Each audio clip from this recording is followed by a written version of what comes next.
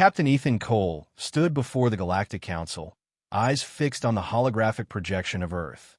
The once peaceful blue planet now faced a dire threat. The Zorath fleet, a relentless war machine from beyond the known galaxy, had set its sights on Earth. The gravity of the situation pressed down on Ethan's chest, but he held himself steady. This was his moment. "Captain Cole," said High Commander Tyros, a towering figure with gray skin and glowing amber eyes. "You are Earth's representative in this room. Tell us, what makes you think your species can survive the Zorath onslaught?" Ethan's gaze didn't waver.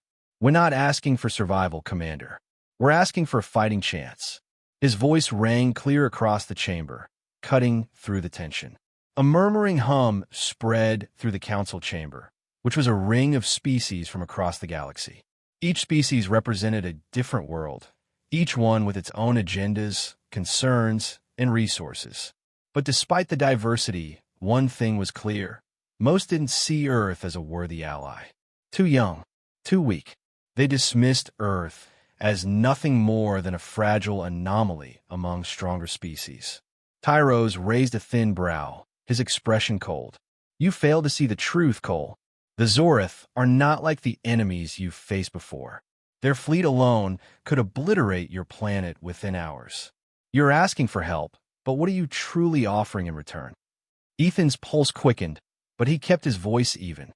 "We have more to offer than you think. We have human ingenuity, adaptability, and an unrelenting spirit. Our military may not match the Zorath's firepower, but we have something they don't. We fight for more than just territory or resources.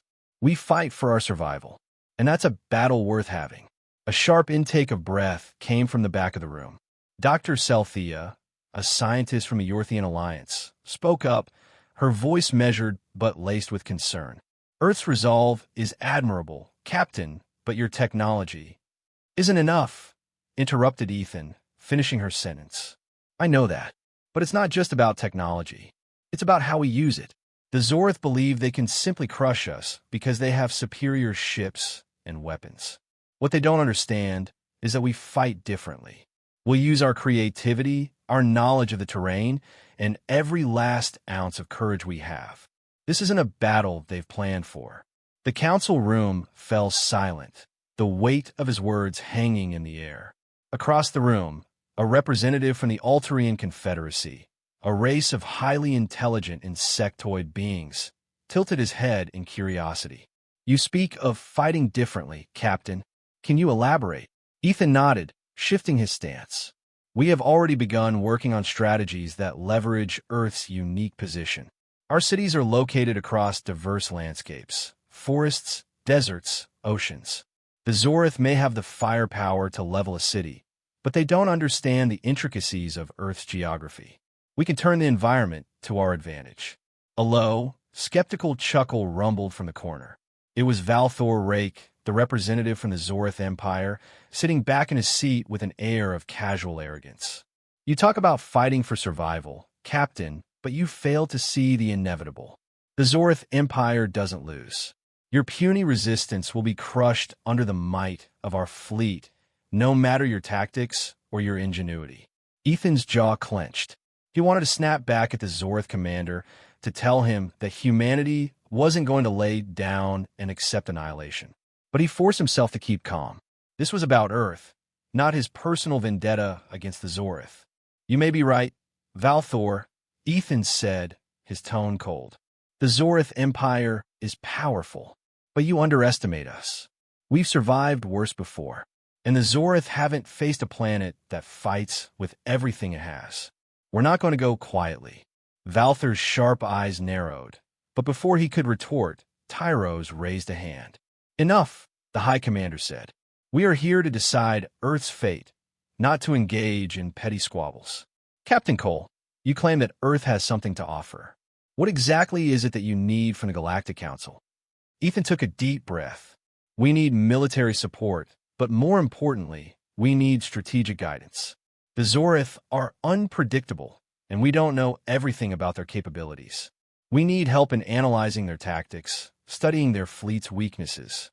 Earth's forces are limited, but we have allies in this room who can lend their knowledge, their ships, their technology. Together, we can create a defense that the Zorath can't easily overcome. Dr. Celthea leaned forward, her eyes narrowing thoughtfully. Your desperation is clear, Captain. But what you fail to acknowledge is that many of us are not interested in engaging with the Zorath Empire. Their power is far-reaching, and their methods brutal. We could stand to lose much by getting involved in Earth's war. A sharp silence followed. Ethan knew that there were council members, species who didn't want to risk angering the Zorath, who feared the Empire's wrath. He understood their hesitations. But Earth had no choice but to ask for help, to make the case for survival. There was no time left for diplomacy or hesitation. The question isn't whether you want to engage, Ethan said, his voice rising with determination. The question is, can you afford to sit back and let the Zorath win? Can you afford to ignore the destruction they will bring to Earth? Today it's Earth. Tomorrow it could be your planet. You're not just helping Earth, you're helping yourself. This isn't about allegiance. It's about the survival of all life. There was a long pause, and for the first time since entering the chamber, Ethan saw doubt flicker in the eyes of some of the council members. The shift was small, but it was there. The skepticism wasn't gone, but a seed of consideration had been planted. Tyros nodded slowly, a hint of respect in his expression. We will deliberate, he said. But know this, Captain Cole, the Galactic Council is not a charity. The decision we make today will have far-reaching consequences for Earth and for the galaxy. If we give you our support, we will expect results. Ethan's heart raced, but he kept his composure. I won't let you down. As the council members began to whisper among themselves, Ethan turned and walked toward the exit, feeling the weight of the moment settle over him. Earth's fate was now in the hands of these ancient beings, but the one thing they couldn't take from him was his resolve. He knew Earth would fight, and no matter what happened in that chamber, he would make sure humanity's voice was heard. The storm was coming, and Earth would be ready. Ethan Cole stared out of the observation window of the council chamber, his thoughts racing. The bright stars beyond seemed impossibly distant, just as Earth felt right now. Isolated, on the brink of something far beyond their control. The meeting had ended with the Galactic Council promising deliberation, but Ethan knew better than to believe in empty promises. The Zorath were coming, and every passing moment without a concrete plan was a gift to their enemies. The door behind him slid open, and General Mara Faulkner entered the room. Tall, composed, and always with a sharp edge to her demeanor, Mara had been a trusted ally ever since the first days of Earth's military expansions. Her crisp uniform clung to her form, her badge of honor glinting under the soft lighting of the chamber. She wasted no time with pleasantries. Ethan, she began, her voice low and steady. We need to prepare for a counterstrike. You can feel it too, can't you? The Council won't give us the help we need in time. We can't wait for them to make up their minds. Ethan nodded slowly, the weight of her words sinking in. He'd always trusted Mara's instincts. She wasn't one to rush into things blindly, and her cold, calculated approach had kept Earth's defenses sharp. I know, he replied quietly, but I don't want to give up on them just yet. We've already seen how little they care about Earth's survival. If we go to war without their backing, we'll be alone, and I'm not ready for that. Mara studied him for a moment before she responded. And if they refuse to help us? What then? We'll have to fight, whether they stand with us or not. Ethan turned away from the window and faced her. You know as well as I do that Earth's forces alone won't stand a chance against the Zorath. Our technology is inferior, our fleet too small, and we don't have the strategic experience of the other galactic powers. Without the Council, we're nothing more than prey. Mara crossed her arms, her gaze intense. You're right. But the Council is a game of politics, Ethan. There's no guarantee they'll help us, certainly not in the time frame we need. We need to act now. Ethan ran a hand through his hair. The pressure was mounting, and Mara was right. He knew it was only a matter of time before the Zorath made their move, and he couldn't afford to sit around waiting for the Council's bureaucratic wheels to turn. We'll give them a deadline, he said suddenly, an idea forming. If they don't offer any concrete support in the next 48 hours, we'll initiate a preemptive strike. Mara raised an eyebrow. You're talking about going to war without their support? With no guarantees. We have no choice, Ethan said, his tone firm. If the Zorath are allowed to set their sights on Earth, it will be too late to stop them. The Council can deliberate all they want, but we need to take action now. They'll either join us, or we'll force them to watch as Earth takes the first steps in defending itself. Mara exhaled sharply, as though she were preparing herself for something much larger than she was willing to acknowledge. This could push the entire galaxy into a full-scale conflict. The Zorath won't hold back, and neither will the Council, if they decide to retaliate. I'm aware of the risks, Ethan replied. But the Zorath won't hesitate to destroy us, and the Council has shown no urgency in helping us. We can't keep waiting for them to decide whether we're worth saving. Mara nodded, her eyes narrowing. You're right. The time for waiting is over. Later that evening, Ethan sat in his command center aboard the Zephyr, a state-of-the-art warship designed for quick strikes and stealth operations. The room was dimly lit, the only sound the hum of computers and the soft tapping of keys as his staff prepared the next steps. He stared at the star maps displayed in front of him. Earth was just one tiny dot in a vast sea of stars, and yet it was the only thing that mattered right now.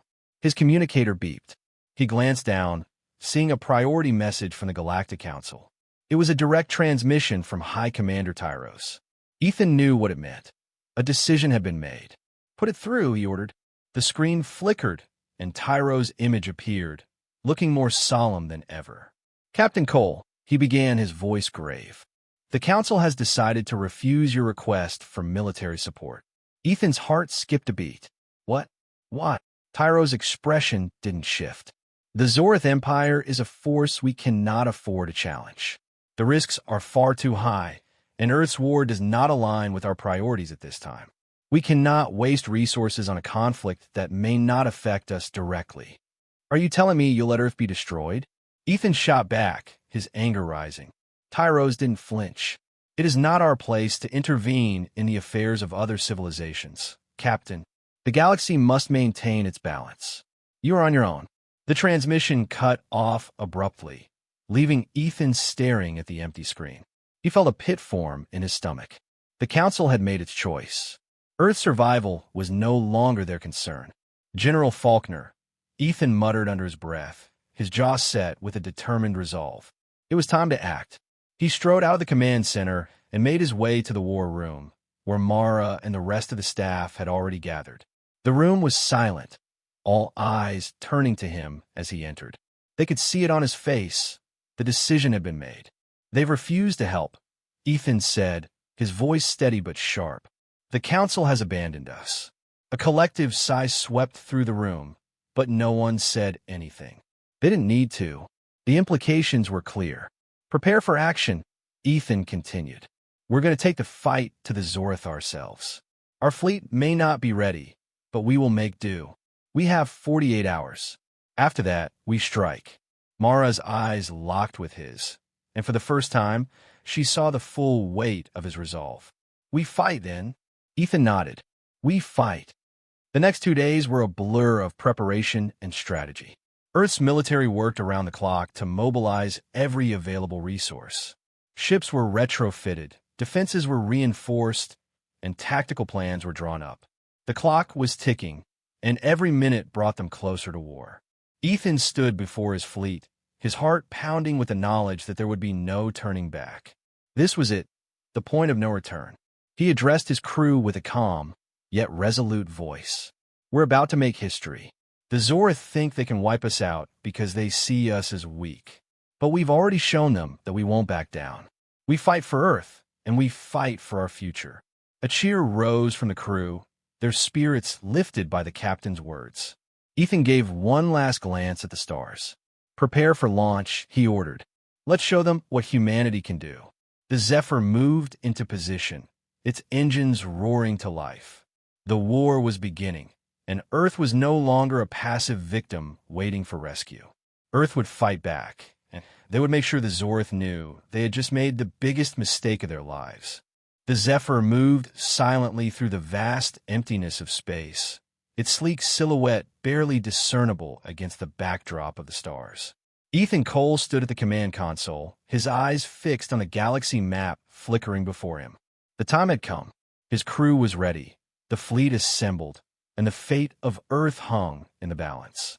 Every second felt like an eternity, the weight of their mission pressing down on him with a sense of impending dread. "All systems go, Captain."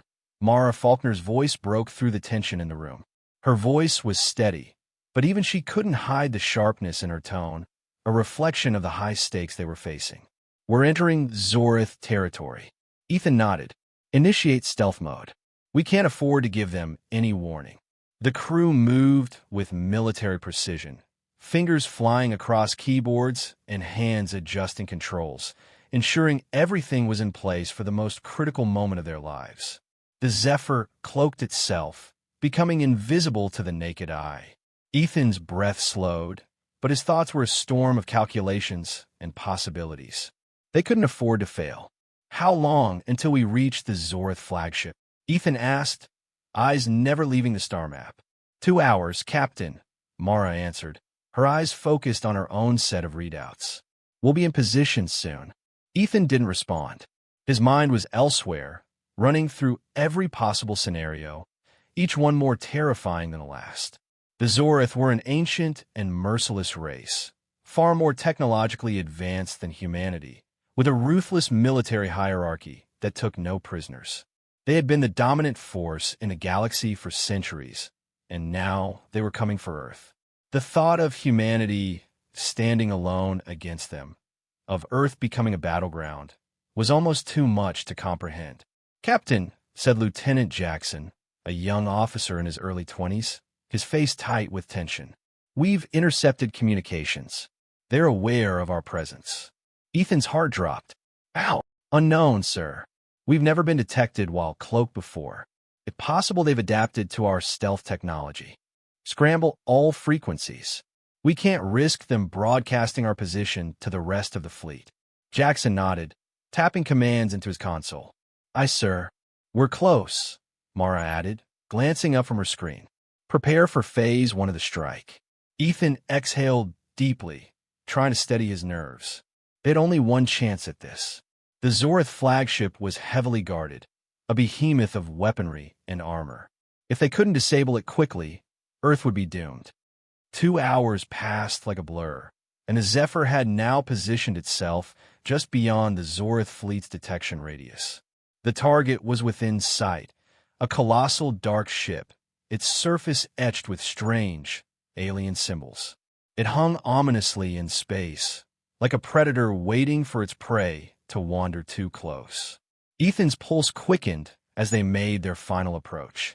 "Phase 1 is a go," Mara said, her voice calm, but carrying a sharp edge of readiness. "We'll strike at their engines first, create a disabling breach. They won't be able to respond immediately." Ethan gave a brief nod. "Engage." A series of precise, calculated moves followed. The Zephyr fired a burst of EMP pulses, the energy rippling through space toward the Zorath ship. The pulse collided with the Zorath's engines, sending shockwaves through the ship's internal systems. The Zephyr shuddered as the pulse hit its target, but it held steady, its cloaking device still active. "Direct hit," Jackson reported, his voice tinged with relief. "The engines are down, Captain." "Now," Ethan commanded, his gaze unwavering. "Target their weapons systems." The crew worked seamlessly, engaging another round of precision strikes. The Zephyr-S weapons fired with surgical accuracy, sending crippling shots into the Zorath flagship's weaponry array. Sparks flew across the Zorath ship's hull, and its dark silhouette seemed to flicker as its systems scrambled in response.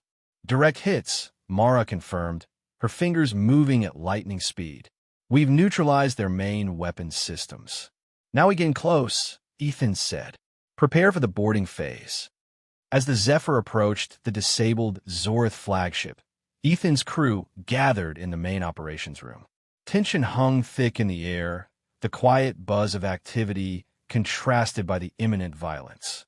They were moments away from boarding, and the fear was palpable, but so was the determination. Every man and woman in that room knew this was the only way Earth would survive. "Captain," Mara said, breaking through the silence. "We're locked on, ready for insertion." "Do it," Ethan responded. He could feel the weight of the decision in his chest, but there was no turning back now. The doors to the Zephyr's docking bay slid open with a sharp hiss. A platoon of elite soldiers, armed with advanced gear, moved swiftly into the airlocks, ready to breach the Zorath ship. Ethan watched through the large screen as their silhouettes vanished into the vast darkness of space, heading straight toward the enemy's core. Minutes passed with agonizing slowness. Ethan could feel the anticipation building. The soldiers were moving in, but would they make it inside? The Zorath flagship was not a place for the faint of heart. Alien architecture, far more complex and labyrinthine than anything humanity had encountered, greeted them at every turn.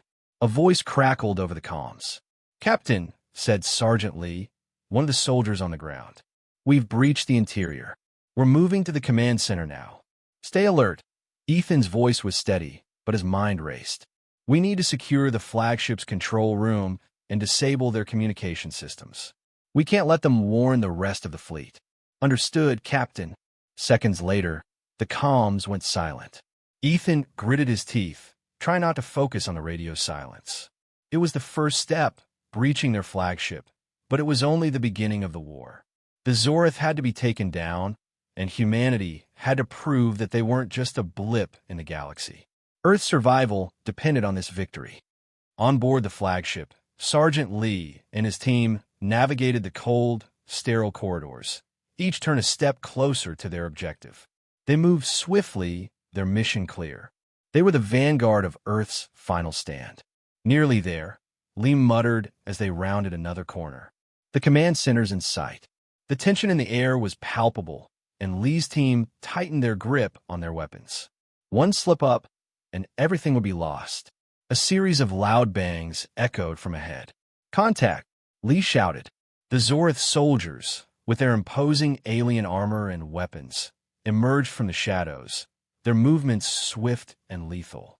The first firefight erupted in a flash of bright energy blasts and sparks. The soldiers of Earth fought with precision, but the Zorath's strength and numbers were overwhelming. Ethan watched helplessly from the Zephyr's command room as the situation unfolded. His heart hammered in his chest, and he prayed his soldiers had the edge they needed. "Do we have a chance?" Mara asked quietly, her eyes locked on the data feeds. "We have to," Ethan replied, his voice unwavering. "We don't have another option."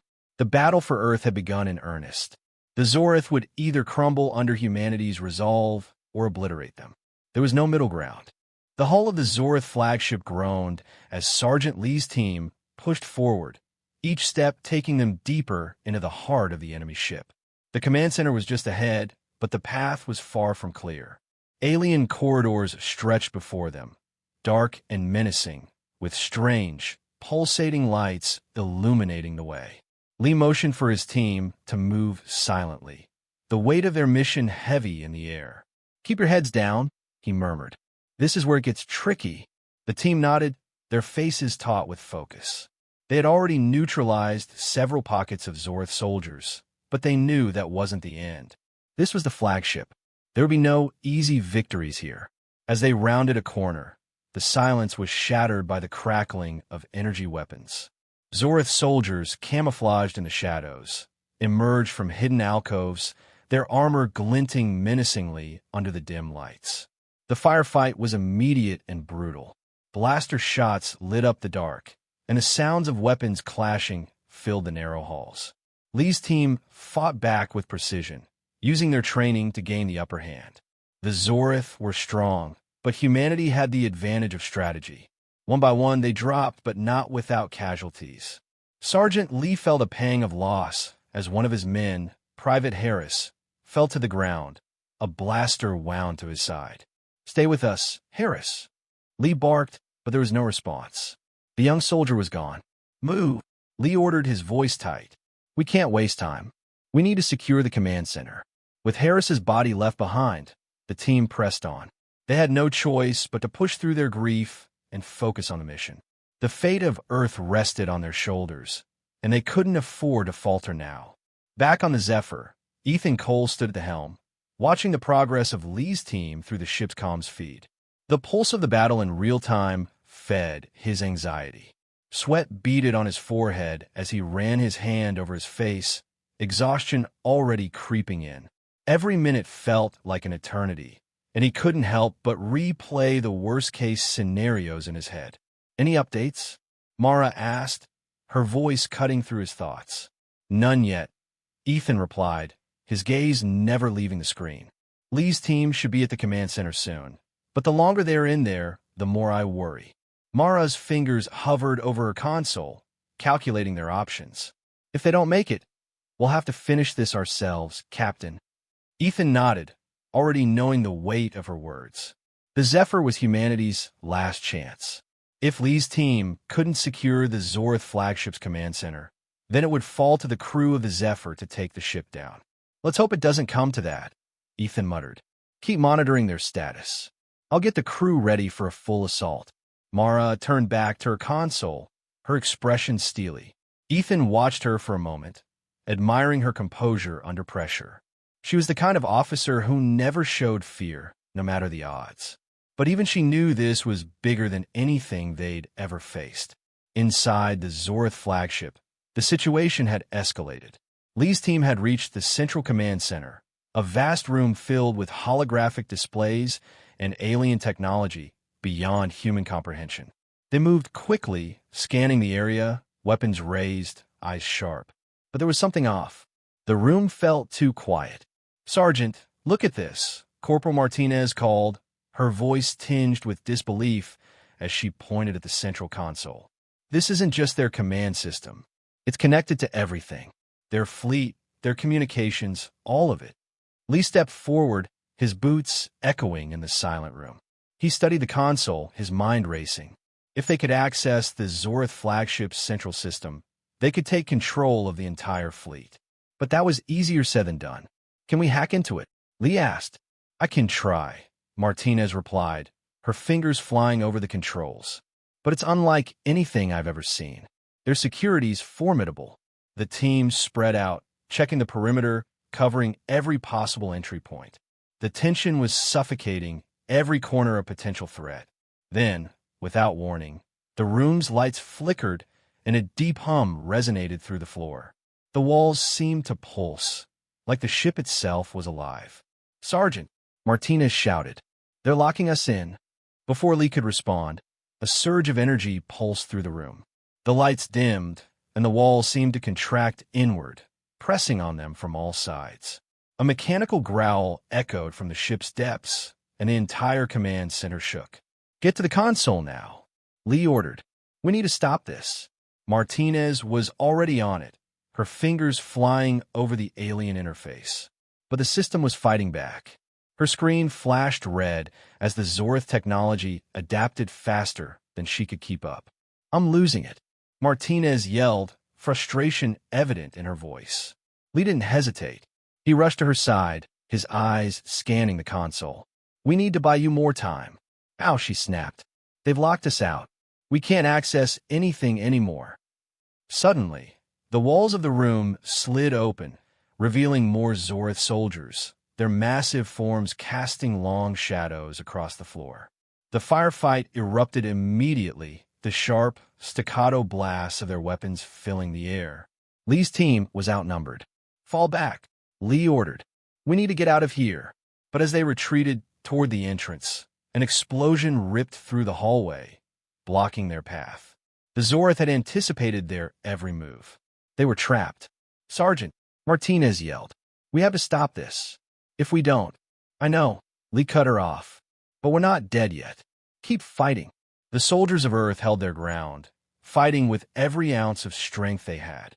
The Zorath were powerful, but the human spirit was stronger. Each of Lee's soldiers knew the stakes. If they didn't succeed, Earth was doomed. Back on the Zephyr, Ethan's anxiety reached its peak. "What's the status?" he demanded, his voice tight. "Lee's team is engaged in heavy combat," Mara reported. "We're losing them, Captain. They're not going to make it." Ethan clenched his fists. "Prepare the crew for a full assault." We're going in. He wasn't going to let them die in vain. Humanity had a future. It wasn't just about survival. It was about showing the galaxy that Earth wouldn't be a footnote in the history of the stars. In the command center, Lee's team fought desperately, their backs against the walls. The odds were impossible, but they weren't giving up. The fate of humanity was in their hands, and they would fight until their last breath. "Sergeant, we can't hold them off much longer," Corporal Martinez shouted, her voice barely audible over the chaos. Lee didn't respond. He was too busy trying to hold back the fear gnawing at him. They were running out of time, and Earth was running out of hope. Chapter 5, The Flickering of Emergency Lights, was the only thing that illuminated the blood-streaked walls of the Zorath flagship. Sergeant Lee's squad was pinned down, taking fire from all sides. The Zorath had them surrounded, and the soldiers of Earth were beginning to feel the weight of impending defeat. But Lee wasn't ready to give up. Not yet. "Stay focused," Lee shouted, his voice steady even though his heart raced. "We can still make it out of here, but we need to fight smarter, not harder." Corporal Martinez, her face drawn with exhaustion, leaned against the shattered wall, trying to catch her breath. "Sergeant, we've lost too many. The comms are down. We can't hold much longer." Lee clenched his jaw. "We're not losing. Not today. We've got one shot left, and we're taking it." He scanned the command center, his mind working at lightning speed. The Zorath had underestimated them, hadn't they? Their mistakes would be their downfall. He could still see the alien console, where Martinez had been trying to hack into their fleet's control systems. It was only a few feet away, but the Zorath had reinforced it, heavily guarding the last line of defense. "You can still access it, Martinez," Lee said, his eyes burning with determination. "Get us into that system. We'll take control of their fleet, and they won't know what hit them." She shook her head, exasperated. "It's not that simple, Sergeant. They've fortified it. I can't break through their encryption, not with this much pressure." "You're our only chance," Lee said firmly, kneeling beside her. "Do it. You can do it." Martinez took a deep breath, running her fingers over the glowing alien interface. It was the only option left. If she failed, Earth wouldn't have a chance. The Zorath soldiers advanced, slowly closing in from every angle. The room grew smaller, the walls pressing in. Each shot fired felt like it could be the last, but Martinez's focus remained unshaken. "We don't have much time," Lee muttered, checking his weapon. "If you can't break through, we're not making it out of here." Martinez bit her lip and punched in a sequence of commands, her brow furrowing in concentration. A series of error messages flashed before her eyes. She cursed under her breath, but then, suddenly, she saw a tiny gap in the system's defenses. "Wait, I think I found it," she exclaimed. "There's a vulnerability. I can exploit it." Lee's heart skipped a beat. "Do it." She didn't waste another second. Her fingers danced across the interface, the soft hum of the Zorath technology vibrating through the air. Sweat dripped from her forehead, but she didn't stop. The screen flickered as she bypassed the defenses, her mind calculating every move, every possible consequence. The Zorath soldiers were closing in now, the tension so thick it was suffocating. Martinez was breathing heavily, her body tense, but she kept her eyes locked on the console. Then, with a final keystroke, the system's defenses crumbled. "I'm in," Martinez shouted. The sound of blaster fire was deafening, but Lee's focus never wavered. He turned to his team, his voice low and commanding. "Get ready. We're about to turn the tide." Martinez quickly navigated through the system, her fingers flying across the alien interface. "I can access their fleet's command center. If I lock them out, they won't be able to order a coordinated attack. We'll take control." Lee motioned to the others. "Cover her. We need to keep these bastards away from the console." The team moved as one, firing back at the advancing Zorath soldiers. The sound of blasters and explosions echoed in the room, but Lee kept his eyes on Martinez. She was their lifeline now, and if she failed, but there was no time for doubt. "Almost there," Martinez muttered, her eyes scanning the alien data streams. Her hands hovered above the console, her concentration absolute. Come on, come on." Suddenly, the lights in the command center flickered again, and the ship's hum grew louder. The Zorath had triggered some sort of backup system, an emergency protocol that would trigger a counterattack from the fleet. "They're fighting back," Martinez yelled. Lee's heart raced. "Keep going. You're almost through." The Zorath soldiers, realizing what was happening, pushed forward with renewed aggression. A new wave of enemies appeared, more heavily armed and more determined. Lee and his team were being overrun, but they kept firing, holding their ground. They couldn't afford to let the Zorath retake control of the command center. Martinez's eyes widened as she navigated through a sea of encrypted data, trying to bypass a final set of defenses. "I'm almost there. Just a few more seconds." Lee glanced around, his mind racing. "We've got no time. We hold this position until she finishes.